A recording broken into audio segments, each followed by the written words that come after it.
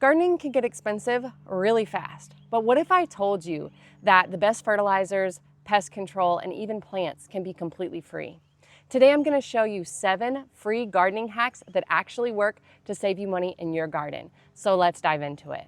Let's start with something you're probably already doing, and that's pulling weeds. But don't throw them out. Instead, toss them in a bucket, fill it with water, add a lid to it, allow it to sit for a few weeks, and you're going to have a free liquid fertilizer that you can use for your garden. To use it, all you need to do is strain out the big pieces and dilute the liquid. So you're going to take 1 part liquid weed fertilizer to 10 parts water. Mix it in your watering can, pour it on your plants the same way you would any other liquid fertilizer. And the best part is it's completely free and doesn't take a lot of work on your part to make. Next, you don't need to buy more tomato plants from the big box store or from the nursery. Just propagate the ones you already have. Tomatoes are super easy to propagate.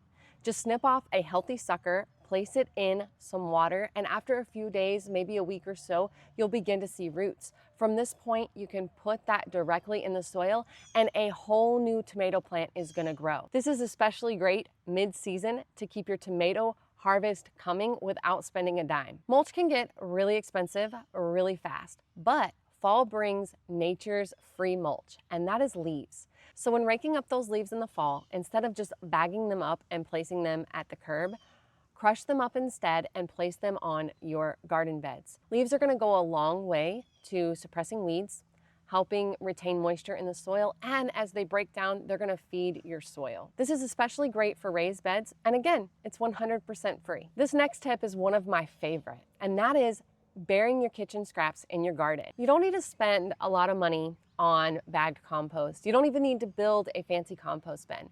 You can take your kitchen scraps and bury them directly in your garden, and this is gonna feed your soil over time.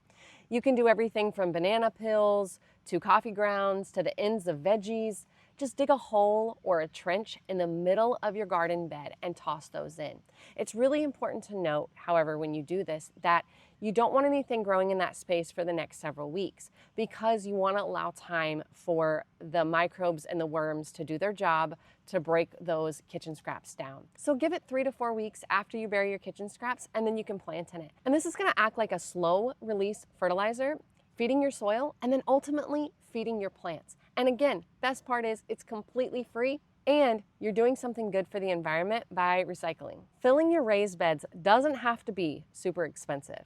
Now, I will tell you, you're gonna need some compost here. So this one isn't completely free, but it does reduce the cost of filling your raised beds tremendously.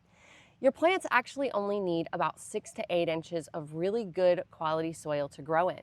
So if you have something like a 12-inch raised bed or even deeper than that, you can fill the bottom of that with leaves, with your native soil, with sticks, with twigs. If it's really tall, you can even use big logs to fill in some of that space. All of this is going to break down over time, feeding your soil and creating a really healthy soil medium. But what it also does is it fills the bottom of that raised bed, reducing the cost of soil you have to bring in, because then all you have to do is fill the few inches on top with compost. If you're like me and you really like sweet potatoes, you might be interested to know that sweet potatoes do not grow from seeds. They grow from something called slips.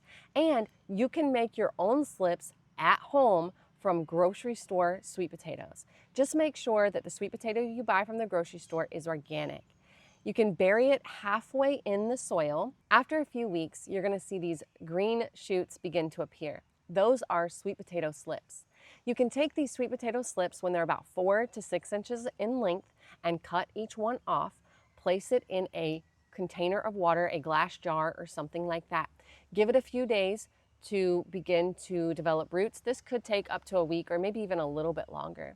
And once you have a good amount of roots, all you gotta do is place that sweet potato slip in the ground and you're gonna get an abundant harvest of sweet potatoes. Last, but definitely not least, you can grow your own potatoes from potatoes you buy at the grocery store. I've been doing this successfully for several years now.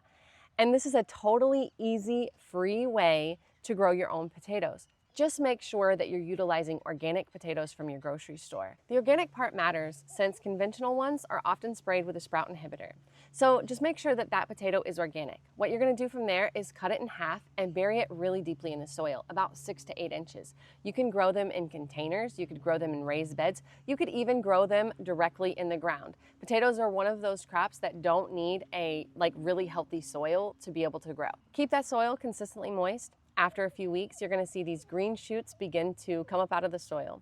After a few months, you'll be digging up your very own homegrown potatoes. Super simple, super satisfying. And again, you're gonna be able to do all of this with a potato you bought from the grocery store. So there you go, 7 garden hacks that will actually save you money and that will actually work for you this season. And a bonus tip, from most of your plants, you can actually save your seeds at the end of the season. Not only is this gonna save you money when you go to buy seeds next year, but you're also gonna be saving seeds from plants that have successfully grown in your garden. And ultimately, over time, these plants are gonna be more and more acclimated to your garden space. And if this video helped you, don't forget to give it a like and subscribe for more beginner-friendly gardening tips. Let me know in the comments which gardening hack you're gonna try first, or share your own money-saving gardening hacks. Thank you guys so much for watching. I'm gonna leave a video on your screen until the next one comes out. May your garden be full of grace, and may you be abundantly blessed. We'll see you next time. Bye.